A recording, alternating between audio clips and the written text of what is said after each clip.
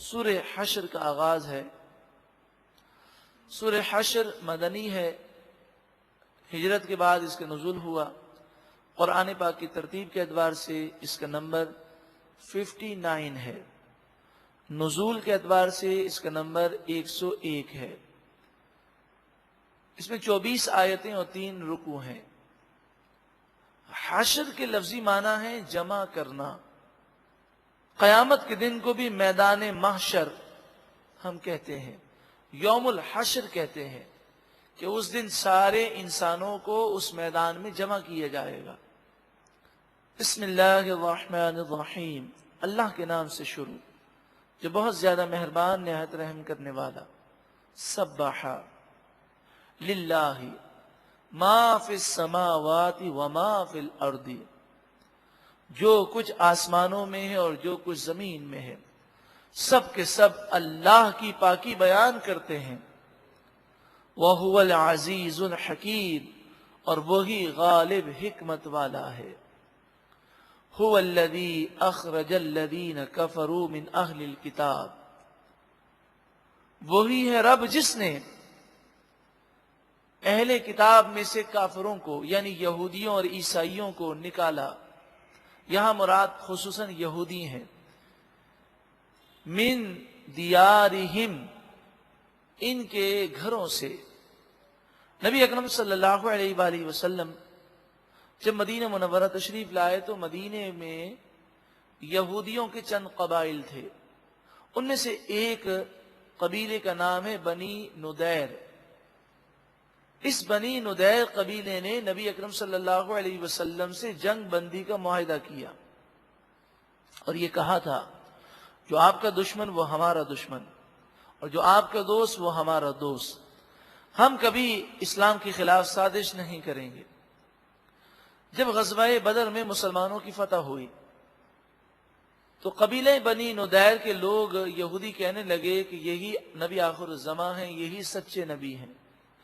پھر غزوہ احد میں مسلمانوں کو جو وقتی طور پر شکست ہوئی، گو کہ بعد میں فتح ہوئی مگر وقتی طور پر شکست ہوئی اور 70 مسلمان شہید ہو گئے اور بڑی مشکلات آئیں، تو قبیلہ بنی نضیر کے لوگوں کے دل بدل گئے اور وہ شک میں مبتلا ہو گئے اور یہ کہنے لگے اگر یہ سچے نبی ہیں تو ان پر یہ مشکلات کیوں آئیں۔ لہذا ان کا جو سردار تھا، یہودیوں کا بہت بڑا عالم تھا، کعب بن اشرف۔ کعب بن اشرف یہ 40 بڑے بڑے یہودی سرداروں کو لے کر مکہ مکرمہ گیا اور اس نے وہاں پر بتوں کو سجدہ کیا اور کہا کہ مسلمانوں کے مقابلے میں تم حق پر ہو، اور ان کفار مکہ سے ایک فوجی معاہدہ کیا۔ اور پھر انہوں نے ان یہودیوں نے مسلمانوں کے خلاف سازشیں کی اور کفار مکہ کو اسلحہ تیار کرنے کے لیے انہوں نے فنڈ دیا۔ ایک تو انہوں نے یہ حرکت کی، اس طرح انہوں نے معاہدہ توڑ دیا۔ دوسرا یہ کیا کہ نبی اکرم صلی اللہ علیہ وآلہ وسلم جب قبیلہ بنی نضیر کے یہاں گئے تھے تو انہوں نے حضور اقدس صلی اللہ علیہ وسلم کو شہید کرنے کے لیے قلعے کے اوپر سے بہت ہی بڑا اور بھاری پتھر آپ کو شہید کرنے کے ارادے سے انہوں نے گرا دیا، لیکن نبی اکرم صلی اللہ علیہ وآلہ وسلم کو اللہ تعالیٰ نے مطلع فرمایا اور آپ ہٹ گئے اور آپ کو کچھ نقصان نہ پہنچا، لیکن انہوں نے تو معاہدے کی خلاف ورزی کی۔ تو نبی اکرم صلی اللہ علیہ وآلہ وسلم نے ایک انصاری صحابی کو بھیجا اور انہوں نے جا کر کعب بن اشرف کو قتل کر دیا، اور پھر اس کے بعد نبی اکرم صلی اللہ علیہ وسلم نے ان کے قلعے کا محاصرہ کیا۔ 21 روز تک محاصرہ جاری رہا، پھر آخر کار انہوں نے شکست کو تسلیم کیا۔ تو نبی اکرم صلی اللہ علیہ وآلہ وسلم نے بنی نضیر کو مدینہ منورہ سے جلا وطن کر دیا۔ آپ نے انہیں مدینے سے نکال دیا، یہ مختلف علاقوں میں چلے گئے اور کچھ جا کر خیبر میں جا کر بس گئے۔ پھر حضرت فاروق اعظم امیر المومنین حضرت عمر رضی اللہ تعالی عنہ نے اپنے دور حکومت میں انہیں خیبر سے بھی نکال دیا، پھر یہ شام کی طرف چلے گئے۔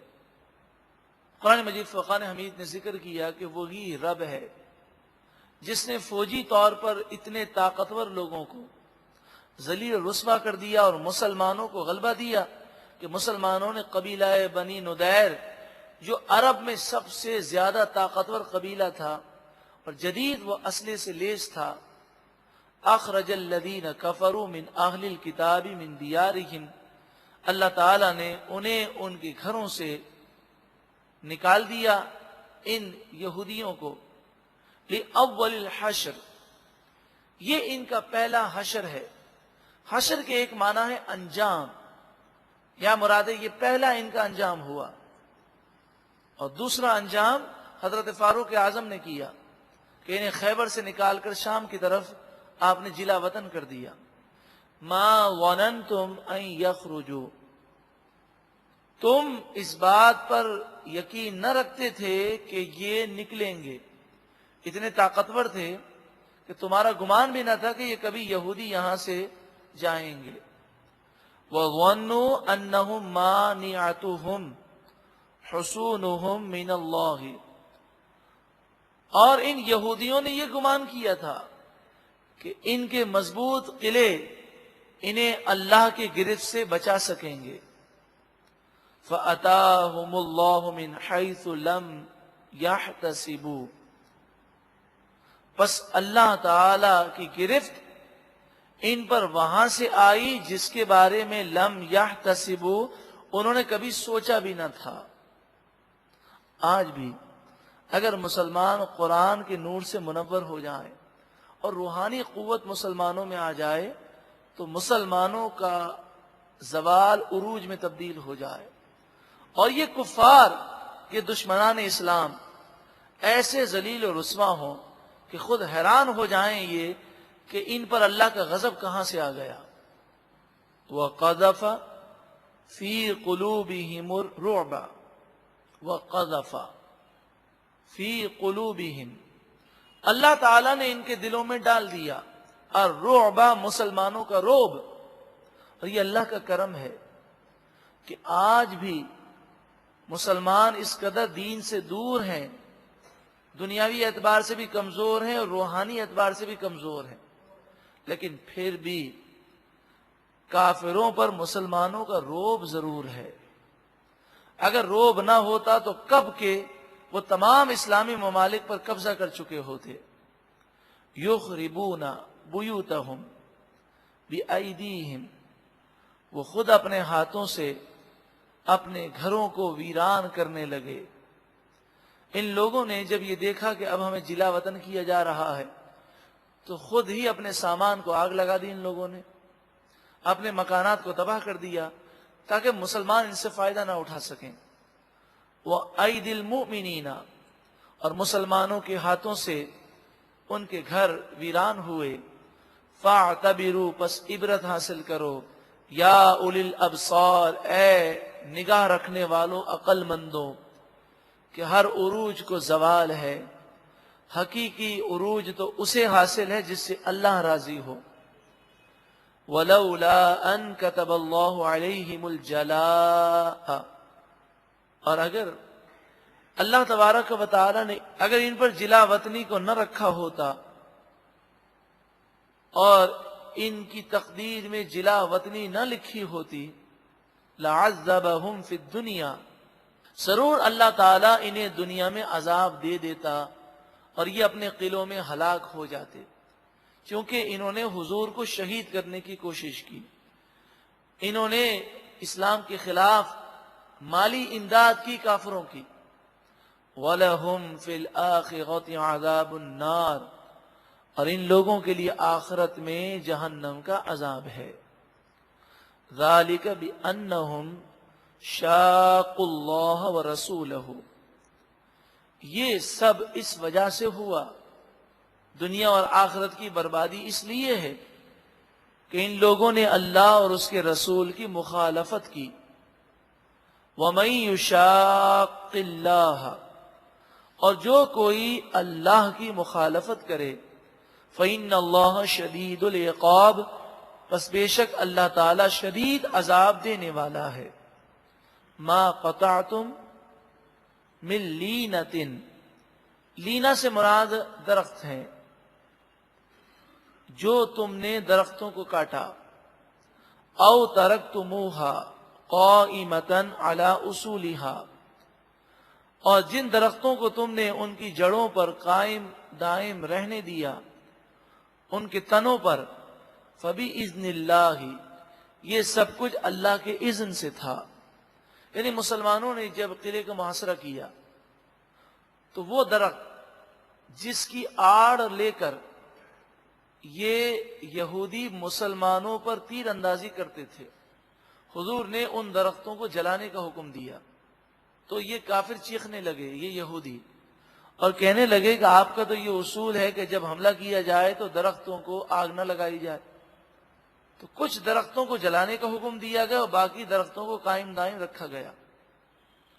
یہ سب کچھ اللہ تعالیٰ کے حکم سے تھا۔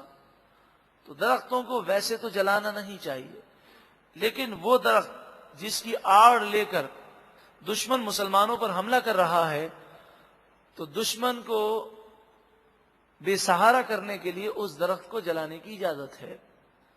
وَلِيُخْزِيَ الْفَاسِقِينَ، اور یہ سب اس لیے ہے تاکہ اللہ تعالی فاسقوں کو ذلیل و رسوا کرے۔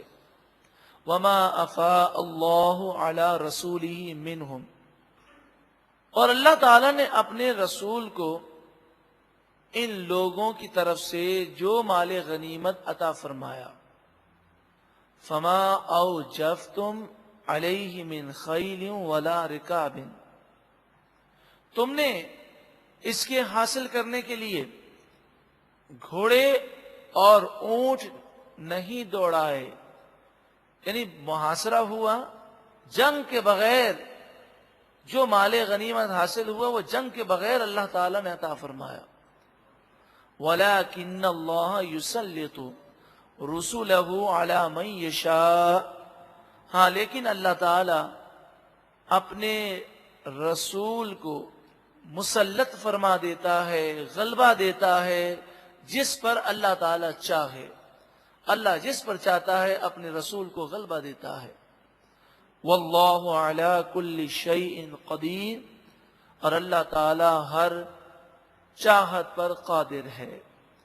ما افاء اللہ علی رسولہ، اللہ تعالی نے اپنے رسول کو جو مال غنیمت عطا فرمایا، من اہل القری، ان بستی والوں سے، یعنی قبیلہ بنی نضیر سے جو مال غنیمت ملا، فللہ وللرسول، یہ مال غنیمت اللہ اور اس کے رسول کے لیے ہے۔ اللہ رب العالمین مال غنیمت لینے سے پاک ہے، تو حقیقت میں تو یہ رسول اللہ ہی مراد ہے کہ اللہ کی خاطر رسول اللہ صلی اللہ علیہ وسلم کو مال غنیمت میں سے حصہ پیش کیا جائے۔ وَلِذِي الْقُرْبَى، اور مال غنیمت حضور کے رشتہ داروں کے لیے ہے۔ وَالْيَتَامَى، اور یتیموں کے لیے ہے۔ وَالْمَسَاكِينِ، اور مسکینوں کے لیے ہے۔ وَابْنِ السَّبِيلِ، اور مسافروں کے لیے ہے۔ مال غنیمت میں سے اور ہر مال میں سے غریبوں کا حق کیوں رکھا گیا؟ اس لیے کَإِ لَا يَكُونَ دُولَةً بَيْنَ الْأَغْنِيَاءِ مِنْكُمْ، اس لیے تاکہ دولت صرف تمہارے مالداروں کے درمیان ہی نہ رہے۔ زکوٰۃ ہے، صدقہ فطر ہے، پھر کفارے ہیں، اس کے علاوہ مال غنیمت میں سے بھی غریبوں کو حصہ کیوں دیا جاتا ہے؟ اس لیے تاکہ دولت مند کے درمیان ہی دولت نہ رہے، بلکہ یہ دولت آہستہ آہستہ غریبوں کی طرف جائے اور غریب اور امیر کا فرق جو ہے اس میں کمی واقع ہو۔ وَمَا آتَاكُمُ الرَّسُولُ فَخُذُوهُ، اور جو کچھ تمہیں رسول عطا فرمائیں وہ لے لو، جس کا حکم دیں اس پر عمل کرو۔ وَمَا نَهَاكُمْ عَنْهُ فَانْتَهُوا، اور جس سے روکیں اس سے رک جاؤ۔ وَاتَّقُوا اللَّهَ، اور اللہ سے ڈرو۔ إِنَّ اللَّهَ شَدِيدُ الْعِقَابِ، بے شک اللہ کا عذاب سخت ہے۔ لِلْفُقَرَاءِ الْمُهَاجِرِينَ، یہ مال غنیمت میں حصہ، صدقات میں، خیرات میں حصہ ان غریب محتاج مہاجرین کے لیے بھی ہے، الذین اخرجوا من دیارہم، جنہیں ان کے گھروں سے نکالا گیا، واموالہم، جن کے مال چھین لیے گئے، انہوں نے ہجرت کر لی، یبتغون فضلا من اللہ ورضوانا، وہ اللہ کے فضل اور اللہ کی خوشنودی کو تلاش کرتے ہیں، وینصرون اللہ ورسولہ، اور وہ اللہ اور اس کے رسول کے دین کی مدد کرتے ہیں، اولئک هم الصادقون، یہی لوگ سچے ہیں، والذین تبوؤا الدار، پہلے تو مہاجرین کا ذکر ہے، اب انصار کا ذکر ہے، اور وہ لوگ جنہوں نے مدینے میں اپنے گھر بنائے، والایمان، اور وہ ایمان لائے، من قبلہم، ان لوگوں کے آنے سے پہلے، یحبون، وہ پسند کرتے ہیں، محبت کرتے ہیں، من ہاجر الیہم، اس شخص سے جو ان کی طرف ہجرت کر کے آئے، یہ انصار انہیں گلے سے لگاتے ہیں، آدھی جائیداد انہیں دیتے ہیں، آدھا مکان انہیں دیتے ہیں، آدھی کھیتی انہیں دیتے ہیں، انہیں کاروبار میں اور ہر طرح وہ شریک بناتے ہیں، وَلَا يَجِدُونَ فِي صُدُورِهِمْ حَاجَةً مِّمَّا أُوتُوا، اور جو چیز وہ مہاجرین کو دے چکے، اب اس چیز کے بارے میں وہ اپنے دل میں کوئی حاجت نہیں پاتے، یعنی وہ سمجھتے ہیں یہ ہماری چیز ہی نہیں ہے، وَيُؤْثِرُونَ عَلَىٰ أَنفُسِهِمْ،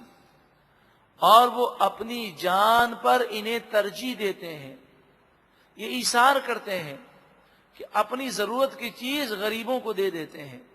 حضرت ابو طلحہ کے بارے میں یہ آیت کریمہ نازل ہوئی کہ جب نبی اکرم صلی اللہ علیہ وسلم کے مہمان کو لے کر وہ گھر پر آئے تو اپنی زوجہ سے پوچھا کہ کیا ہے گھر میں کھانے کو، تو کہا ہمارے لیے تو کھانے کے لیے کچھ بھی نہیں ہے، بچوں کے لیے کھانا ہے۔ تو فرمایا میں مہمان کو باتوں میں لگاتا ہوں، تم بچوں کو بہلا پھسلا کر سلا دو۔ بچوں کو بھوکا سلا دیا گیا۔ اب یہ کھانا مہمان کے سامنے رکھا گیا، کھانا کم تھا، مہمان سیر ہو کر نہ کھا سکتا۔ آپ نے اشارہ کیا اپنی زوجہ کو، تو وہ چراغ درست کرنے کے بہانے لے گئیں۔ جب وہ کھانا شروع ہوا تو چراغ لے گئیں، اور پھر اندھیرے میں مہمان اور میزبان دونوں ہاتھ چلاتے رہے۔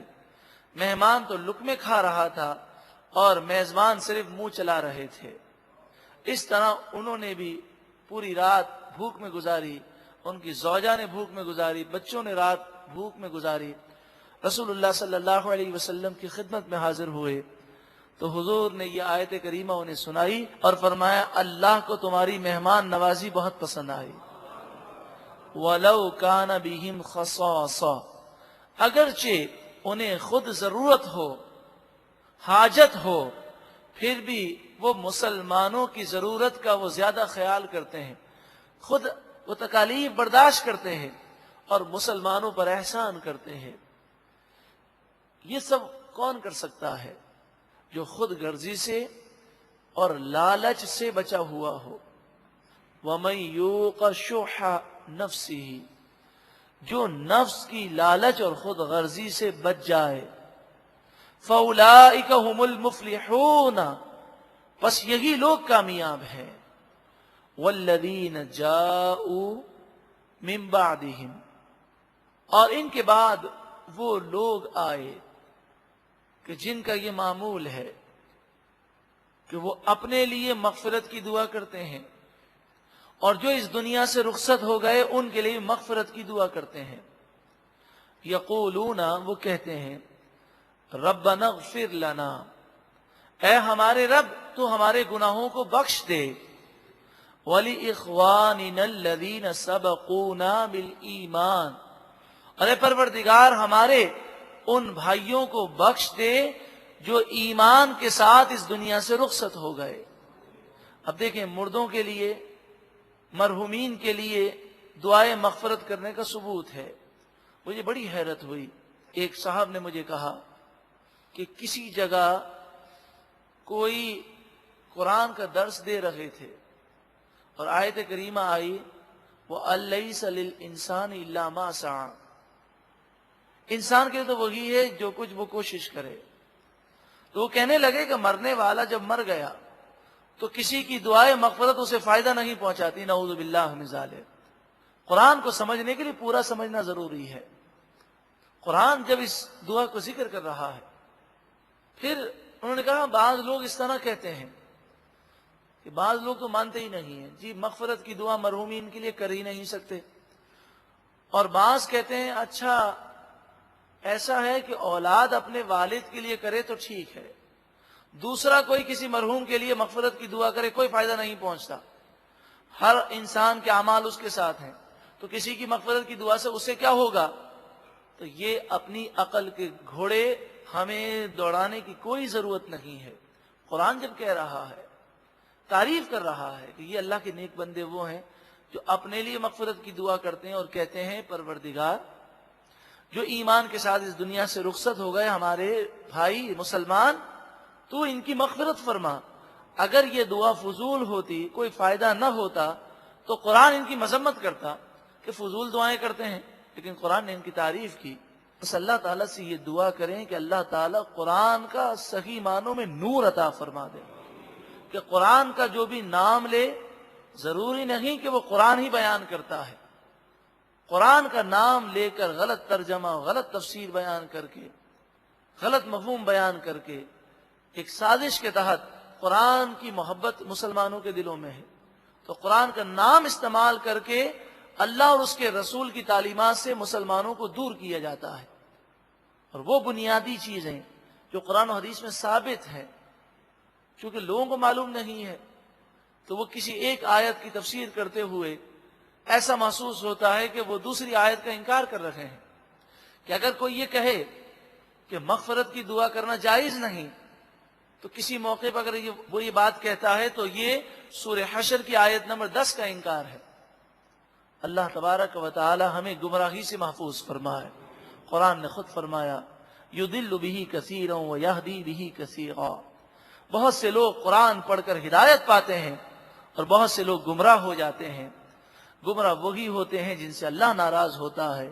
اللہ تعالی ہمیں قرآن پاک کا نور عطا فرمائے. ولا تجعل فی قلوبنا غلا للذین آمنوا. کتنی پیاری دعا ہے. اے پروردگار ایمان والوں کے لیے ہمارے دل میں کوئی رنجش، کوئی کجی، کوئی کدورت، کوئی بغض باقی نہ رکھ. یعنی ہمارا سینہ کینہ مسلم سے پاک کر دے، کسی مسلمان کی نفرت ہمارے دل میں نہ ہو. ربنا، اے ہمارے رب، انکا رؤوف الرحیم، بے شک تو ہی شفقت فرمانے والا، آسانی فرمانے والا، مہربان ہے. اللہ رب العالمین قرآن پاک کے نور سے ہم سب کے قلوب کو روشن و منور فرمائے.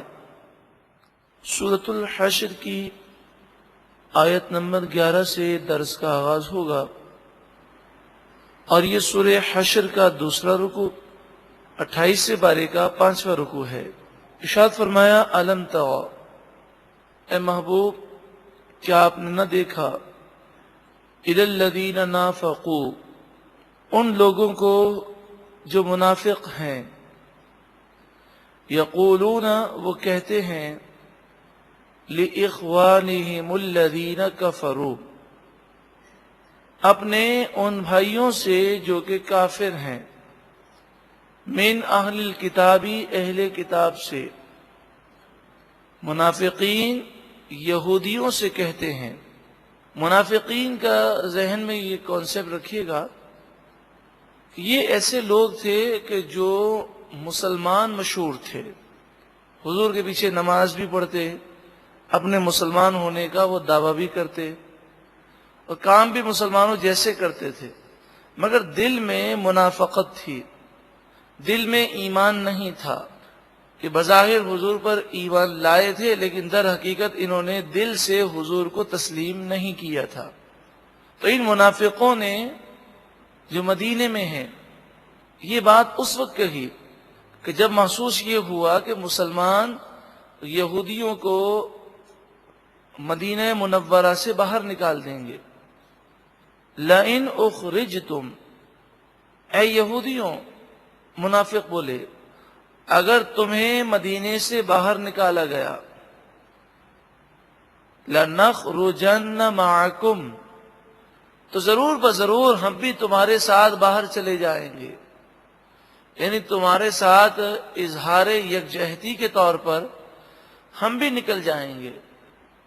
وَلَا نُطِيعُ فِيكُمْ أَحَدًا، اور تمہارے معاملات میں، تم پر حملہ کرنے میں ہم کسی کا کہنا نہیں مانیں گے، ابداً، کبھی بھی نہیں مانیں گے۔ وَإِن قُوتِلْتُمْ، اور اگر تم سے لڑائی کی گئی، لَنَنْصُرَنَّكُمْ، ضرور بضرور ہم تمہاری مدد کریں گے۔ وَاللَّهُ يَشْهَدُ إِنَّهُمْ لَكَاذِبُونَ، اور اللہ تعالی گواہی دیتا ہے بے شک یہ منافقین ضرور جھوٹے ہیں۔ یعنی جو اسلام کا لبادہ اوڑھ کر اسلام کی جڑوں کو کاٹنے کی کوشش کرے، وہ کسی کے ساتھ بھی مخلص نہیں ہو سکتا۔ تو یہ منافقین جو باتیں یہودیوں کو کہہ رہے ہیں، اس میں بھی جھوٹے ہیں۔ اگر ایسے حالات یہودیوں پر آئے تو یہ منافقین بہت خود غرض ہیں، یہ اس حال میں یہودیوں کا بھی ساتھ نہیں دیں گے۔ لَإِنْ أُخْرِجُوا، اگر وہ یہودی مدینے سے نکالے گئے، لَا يَخْرُجُونَ مَعَهُمْ، تو یہ منافقین ان یہودیوں کے ساتھ باہر نہیں جائیں گے۔ وَلَئِن قُوتِلُوا لَا يَنْصُرُونَهُمْ، اور اگر ان یہودیوں سے لڑائی کی گئی، جنگ کی گئی، تو یہ منافقین ان یہودیوں کی مدد نہیں کریں گے۔ وَلَئِن نَصَرُوهُمْ، اگر بالفرض وہ مدد کرتے، تب بھی منافق بزدل ہے۔ کافر اگر اپنے دل میں کفر رکھتا ہے تو اس کا اظہار بھی کرتا ہے، یہودی اگر وہ یہودیت رکھتا ہے تو اس کا اظہار بھی کرتا ہے۔ منافق اپنے دل میں حضور کا بغض رکھتا ہے، حضور کی تعظیم و توقیر نہیں کرتا، مگر یہ اس اظہار سے ڈرتا ہے، بزدل ہے، تبھی تو اس نے اسلام کا لبادہ اوڑھ لیا ہے۔ منافق بزدل ہے، تو جو اس قدر بزدل ہے کہ اپنے دل کی باتیں ظاہر کرنے کی جرت نہیں کر سکتا، تو وہ اگر جنگ میں تمہارا ساتھ بھی دیں گے تو بزدل شخص کا ساتھ دینا خود ایک مصیبت ہے۔ دانا دشمن سے خطرناک نادان دوست ہے۔ اور اگر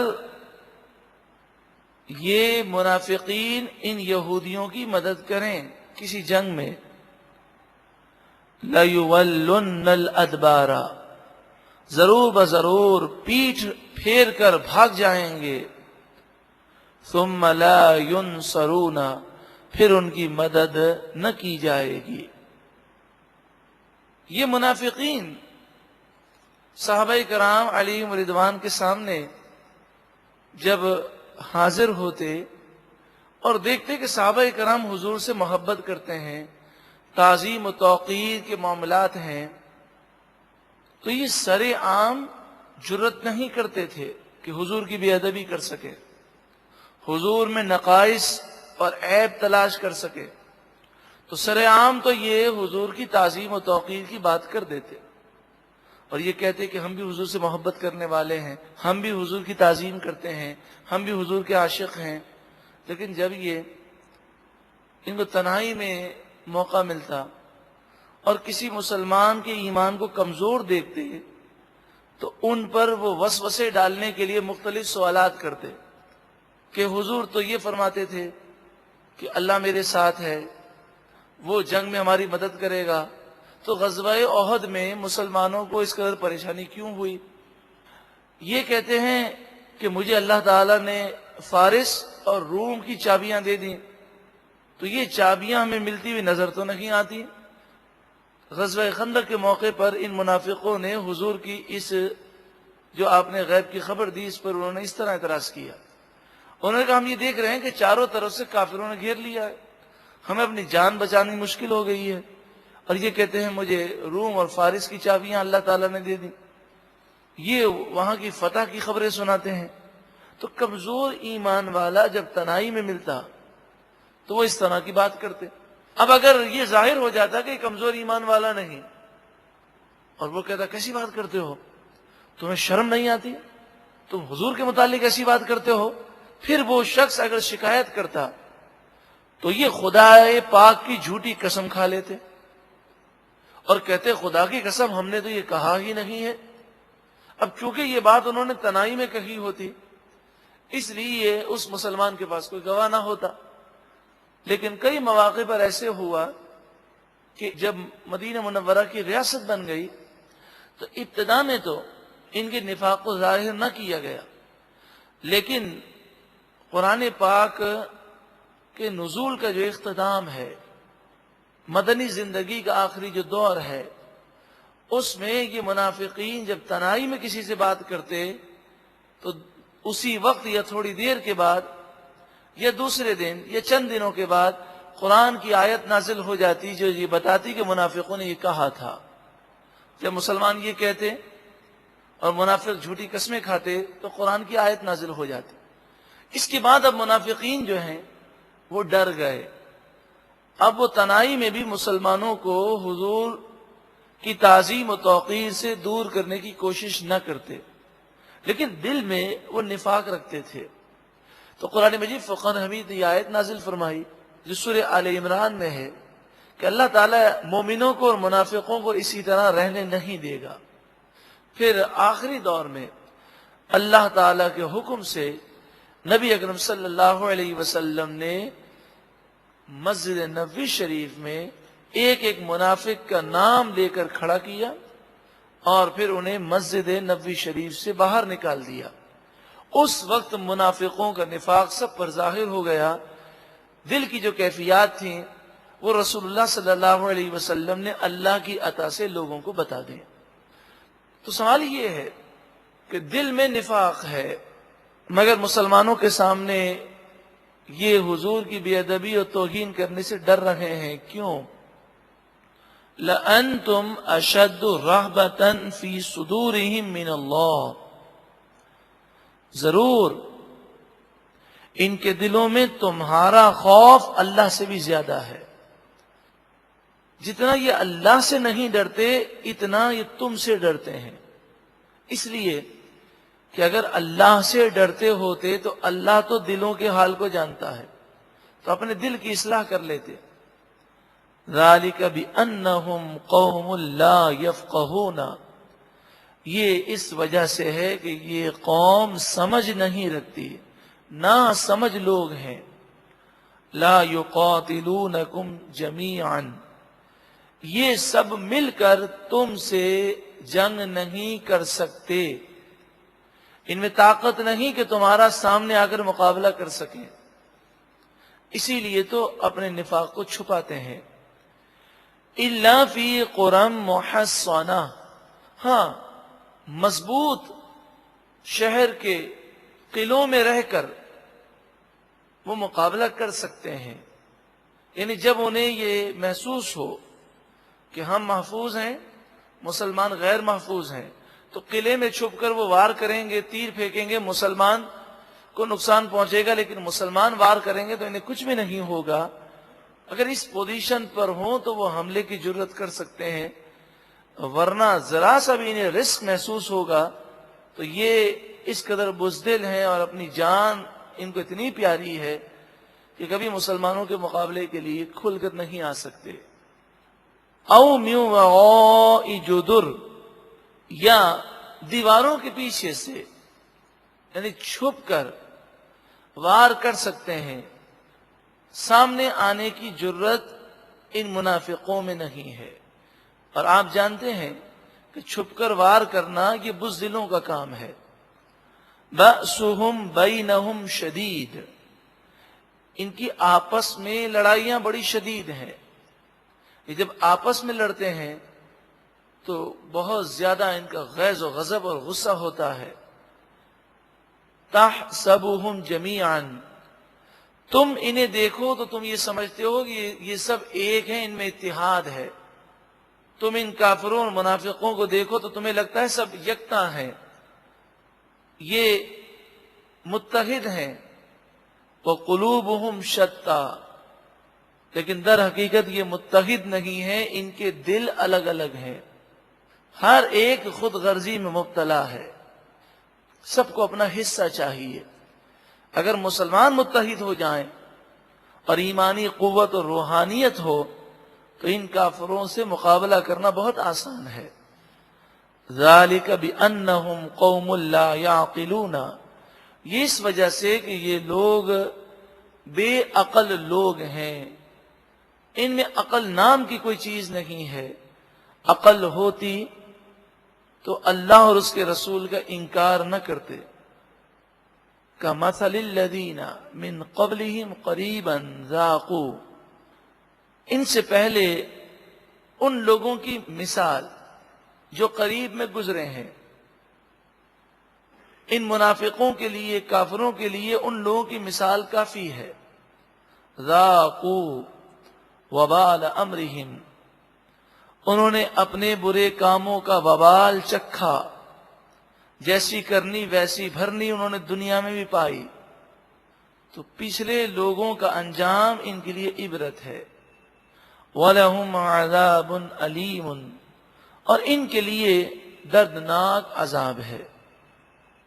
اگر آپ ماضی کو دیکھیں تو ماضی میں جتنی جنگیں ہوئی ہیں اس میں کبھی کبھی ایسا ہوا کہ ظالم نے ظلم کیا، وقتی طور پر اسے کوئی روک نہ سکا، مگر مظلوم ہی کی آخری فتح ہے. امام حسین اپنے رفقا کے ساتھ شہید ہو گئے. یزیدیوں نے یہ سمجھا کہ ہمیں فتح ہو گئی، مگر حق پر کون تھے؟ حضرت امام حسین. یزیدی حق پر نہ تھے. تو اصل فتح تو حق کی ہے. سب شہید ہو گئے، لیکن تاریخ گواہ ہے کہ یزید کی حکومت کی تباہی اور بربادی کا باعث یہ ظلم ہے. جب یزید نے یہ ظلم کیا تو ظلم پر معاشرہ قائم نہیں رہ سکتا. اس کا انجام یہ ہوا کہ جلد ہی اس کا نام دنیا سے مٹ گیا. اب دنیا میں کوئی ایسا مسلمان آپ کو نہیں ملے گا کہ جو اپنے بچے کا نام محبت کے ساتھ یزید رکھے. ہاں، امام حسین کی محبت میں غلام حسین یا حسین نام رکھنے والے بہت ملیں گے. تو آج تک یہ واقعہ ہمیں درس دیتا ہے کہ ظالم چاہے کس قدر پاورفل ہو، چاہے وقتی طور پر وہ غلبہ پالے، لیکن در حقیقت اسی کو شکست ہے اور ہمیشہ کے لیے اس کے لیے رسوائی ہے. کمثل الشیطان، جیسے شیطان کی مثال. اذ قال للانسان اکفر، جب اس نے انسان سے کہا کفر کر. انسان اس کی باتوں میں آ گیا، اس نے کفر کیا. فلما کفر، پھر جب اس نے کفر کر لیا اور اب کفر کی حالت میں مرنے لگا کہ اب کفر سے واپسی باقی نہ رہی، واپسی ممکن نہ رہی. قال انی بریء منک، تو شیطان نے اس سے کہا کہ میں تجھ سے بیزار ہوں، میرا تجھ سے کوئی تعلق نہیں ہے. یعنی تباہ پہلے کر دیا، پھر اس کے بعد کہتا ہے میرا تجھ سے کوئی تعلق نہیں ہے. ایسے ہی یہ منافقین ہیں، ایسے ہی گمراہ لوگ ہیں، ایسے ہی برے لوگ ہیں کہ یہ انسان کو تباہ کرتے ہیں، اور جب وہ تباہ ہو جاتا ہے تو کہتے ہیں آپ کا اور ہمارا تو کوئی تعلق ہی نہیں ہے، آپ جانے، آپ کا کام جانے. انی اخاف اللہ رب العالمین، بے شک میں تو اللہ رب العالمین سے ڈرتا ہوں. فکان عاقبتہما انہما فی النار خالدین فیہا، پس شیطان اور جس شخص نے شیطان کی بات مانی، ان دونوں کا انجام یہ ہے کہ یہ دونوں جہنم کی آگ میں ہوں گے اور ہمیشہ رہیں گے۔ وَذَلِكَ جَزَاءُ الظَّالِمِينَ، اور یہی ظالموں کافروں کی سزا ہے۔ سورہ حشر کا آخری رکوع ہے اور سورہ حشر کی آیت نمبر 18۔ یوں تو قرآن کی ہر آیت نور علی نور ہے، یہ آیت کریمہ ایسی ہے کہ اگر اسے سمجھ جائیں تو ساری برائیاں دور ہو جائیں، زندگی پاکیزہ ہو جائے۔ یا ایھا الذین آمنوا اتقوا اللہ، اے ایمان والوں اللہ سے ڈرو۔ جب اللہ کا ڈر پیدا ہو جائے، خوف پیدا ہو جائے اور یہ خیال پیدا ہو کہ اگر میں گناہ کروں گا تو گناہ کرتے ہوئے اگر میرے رب نے میری پکڑ فرما لی اور میری گرفت کر لی تو مجھے اللہ کے غضب سے کون بچا سکتا ہے؟ بس یہ ڈر پیدا ہو جائے اور گناہوں سے نفرت ہو جائے۔ یا ایھا الذین آمنوا اتقوا اللہ، اے ایمان والوں اللہ سے ڈرو۔ تو گناہوں سے نفرت کے لیے سب سے اہم چیز اللہ کا خوف۔ دوسری چیز موت اور آخرت کا تصور۔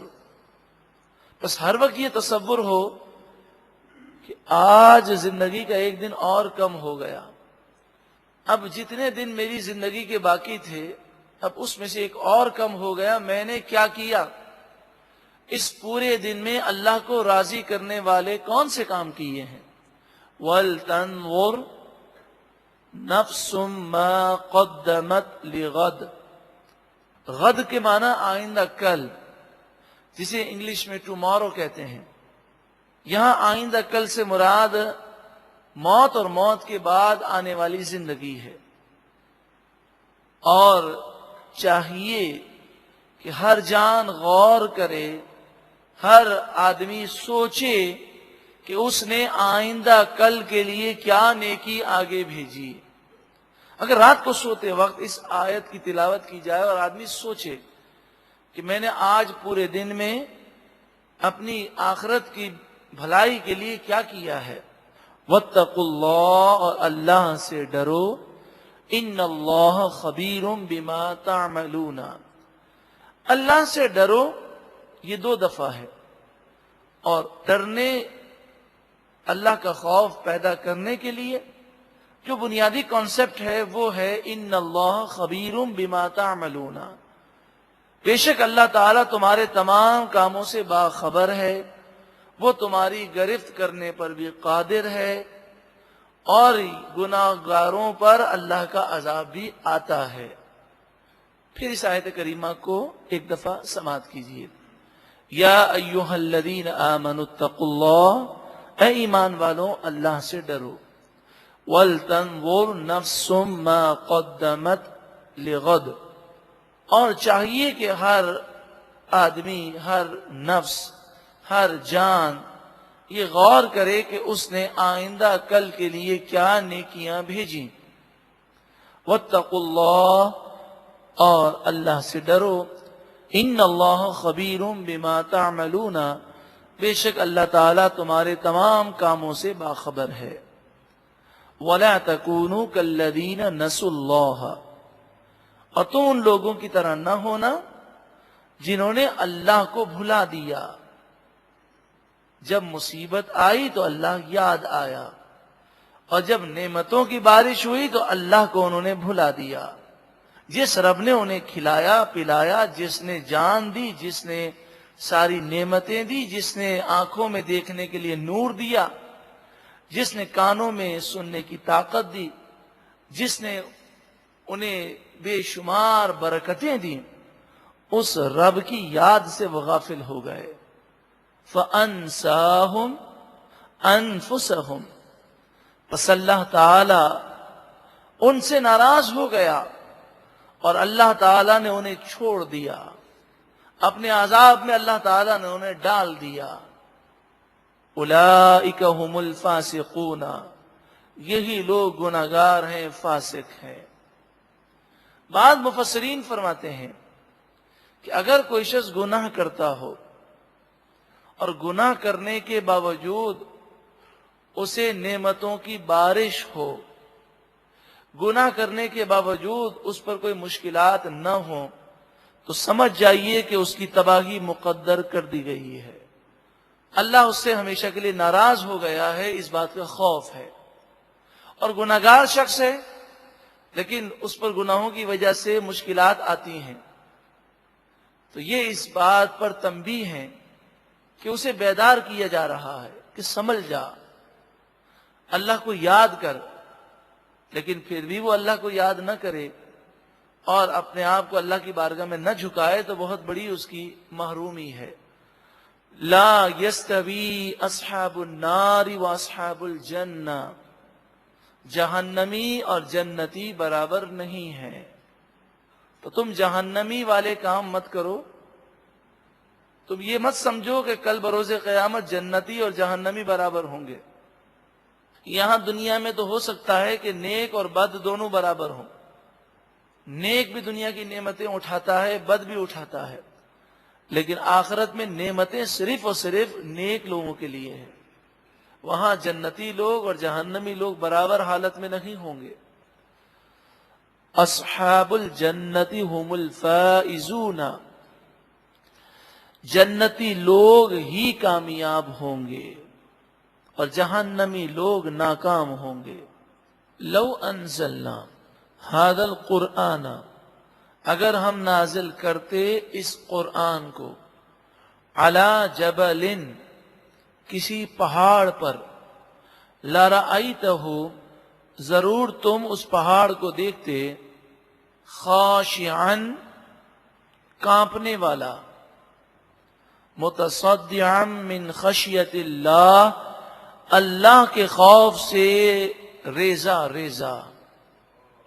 قرآن کی ہیبت اس قدر ہے کہ اگر یہ قرآن پاک کسی پہاڑ پر نازل ہوتا تو قرآن کی ہیبت کی وجہ سے وہ پہاڑ ریزہ ریزہ ہو جاتا۔ اس میں دو باتیں ہیں، ایک بات تو یہ کہ انسان یہ غور کرے کہ اتنا پیارا کلام ہے کہ جو پتھر جیسی سخت چیز کو ریزہ ریزہ کر دیتا ہے، تو ہم کس قدر سخت دل ہیں کہ قرآن سن کر بھی ہماری زندگیوں میں اسلامی اور قرآنی انقلاب نہ آئے تو کس قدر محرومی کی بات ہے۔ اور دوسری بات، نبی اکرم صلی اللہ علیہ وسلم کی شان دیکھیں کہ بڑے سے بڑا پہاڑ قرآن کے نزول کو برداشت نہ کر سکے، میرے آقا صلی اللہ علیہ وآلہ وسلم پر قرآن نازل ہوا اور آپ نے قرآن کے اس نورانی بوجھ کو برداشت کیا۔ ہاں، یہ ضرور تھا کہ جب نزول قرآن ہوتا، وہی نازل ہوتی، تو یہ اس قدر روحانی اور نورانی بوجھ ہوتا کہ اگر حضور صلی اللہ علیہ وسلم اونٹنی پر سوار ہوتے تو اونٹنی اپنے پاؤں پر کھڑی نہ رہ سکتی، اور جب تک وہی نازل ہوتی وہ بیٹھی رہتی اور اس کی اٹھنے کی جرت نہ ہو سکتی۔ اور یہ بھی اونٹنی جو صحیح سالم باقی رہی قرآن کے نزول کے باوجود، یہ نبی اکرم صلی اللہ علیہ وآلہ وسلم کا فیض ہے، ورنہ جب پہاڑ اس نزول کو برداشت نہ کر سکے تو اونٹنی کی کیا حیثیت ہے۔ مگر نبی اکرم صلی اللہ علیہ وآلہ وسلم سے نسبت رکھنے والی اونٹنی بھی فیض اور نورانیت کو پاتی ہے۔ یہاں تک کہ ایک موقع پر نبی اکرم صلی اللہ علیہ وسلم کسی دراز گوش پر سوار تھے۔ دراز گوش کے معنی ہوتے ہیں لمبے کان والا جانور، ہمارے عرف میں اسے گدھا کہتے ہیں۔ تو دراز گوش مبارک پر نبی اکرم صلی اللہ علیہ وسلم سوار ہیں، اور آپ گزرنے لگے تو وہ دراز گوش بدکنے لگا، اچھلنے کودنے لگا، گھبرانے لگا۔ تو صحابہ کرام نے کہا، یا رسول اللہ صلی اللہ علیہ وآلہ وسلم، آپ نیچے اتر جائیں، کہیں آپ کو تکلیف نہ دے۔ تو آپ نے فرمایا، اصل میں یہ شرارت نہیں کر رہا، ہم یہاں سے گزر رہے ہیں تو قریب میں ایک قبر ہے، اس قبر میں عذاب قبر ہو رہا ہے جس کو یہ دراز گوش دیکھ رہا ہے۔ یعنی حضور جس پر سوار ہیں تو حضور کا فیض جب اس کو ملا تو گدھا ایک جانور ہے جس میں عقل و شعور نہیں ہے، مگر رسول اللہ کا جب اسے فیض ملا تو اس کی نگاہیں بھی کھل گئیں. تو خود حضور کی کیا شان ہوگی کہ سرکار دو عالم صلی اللہ علیہ وآلہ وسلم تو فرماتے ہیں میں وہ دیکھتا ہوں جو تم نہیں دیکھ سکتے اور میں وہ سنتا ہوں جو تم نہیں سن سکتے. وَتِلْكَ الْأَمْثَالُ نَضْرِبُهَا لِلنَّاسِ، یہ مثالیں ہم لوگوں کے لیے بیان کرتے ہیں. لَعَلَّهُمْ يَتَفَكَّرُونَ، تاکہ وہ غور و فکر کریں. سورہ حشر کی آخری آیات ہیں. یہ آخری آیات جو صبح کے وقت پڑھ لے تو شام تک، اور شام کو پڑھ لے تو صبح تک 70,000 فرشتے اس کے لیے دعائے مغفرت کرتے ہیں. اور اسی دوران اگر اس کا انتقال ہو جائے تو اسے اللہ تعالی شہادت کا رتبہ عطا فرمائے گا. هو اللہ الذی لا الہ الا ہو، وہ اللہ جس کے سوا کوئی معبود نہیں، خدا نہیں، الہ نہیں. عالم الغیب والشہادت، غیب اور شہادت کو جاننے والا. غیب پوشیدہ چیز، شہادت ظاہری چیز. تو ظاہر ہو کہ غیب ہو، ظاہر ہو کہ پوشیدہ چیز ہو. حقیقی علم صرف اللہ کے پاس ہے. ہمارے پاس جو بھی علم ہے وہ اللہ کی عطا سے ہے. عالم الغیب والشہادت، غیب اور شہادت کا وہ خوب جاننے والا ہے. پوشیدہ چیزوں اور ظاہری چیزوں سب کو وہی حقیقی جاننے والا ہے. اس کی عطا کے بغیر کوئی کچھ نہیں جان سکتا، اور جسے وہ عطا فرمائے اس کا فضل بڑا عظیم ہے. وہ جس پر فضل فرمائے. هو الرحمن الرحیم، وہی سب سے زیادہ مہربان رحم کرنے والا. هو اللہ الذی لا الہ الا ہو، وہ اللہ جس کے سوا کوئی معبود نہیں. الملک، حقیقی بادشاہ. القدوس، بہت ہی زیادہ پاکیزہ، پاک. السلام، سلامتی دینے والا. المؤمن، امن، سکون، چین، اطمینان دینے والا. المہیمن، حفاظت کرنے والا. العزیز، عزت دینے والا.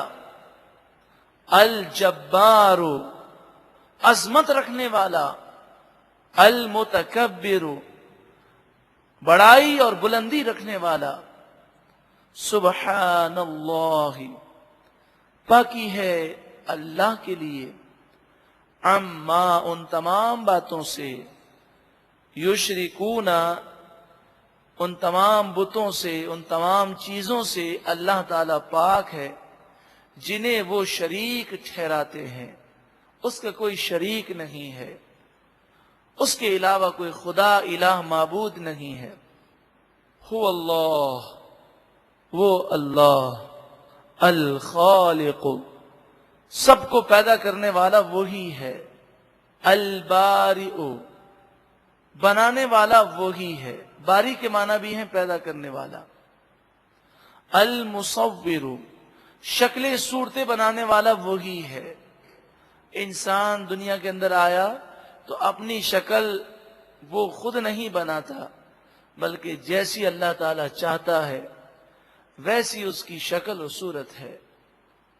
لہ الاسماء الحسنی، اسی کے لیے یہ پاکیزہ اور اچھے نام ہیں. یسبح لہ ما فی السماوات والارض، آسمان و زمین میں جو کچھ بھی ہے اسی کی وہ پاکی بیان کرتے ہیں. وَهُوَ الْعَزِيزُ الْحَكِيمُ، اور وہی غالب، عزت دینے والا، حکمت والا پروردگار ہے. اللہ تعالی ان تمام اسماء حسنہ کی برکتیں ہم سب کو عطا فرمائے. ایک مرتبہ محبت کے ساتھ درود و سلام پڑھیں. صلاۃ و سلام علیک یا سیدی یا رسول. الصلاۃ والسلام علیکم.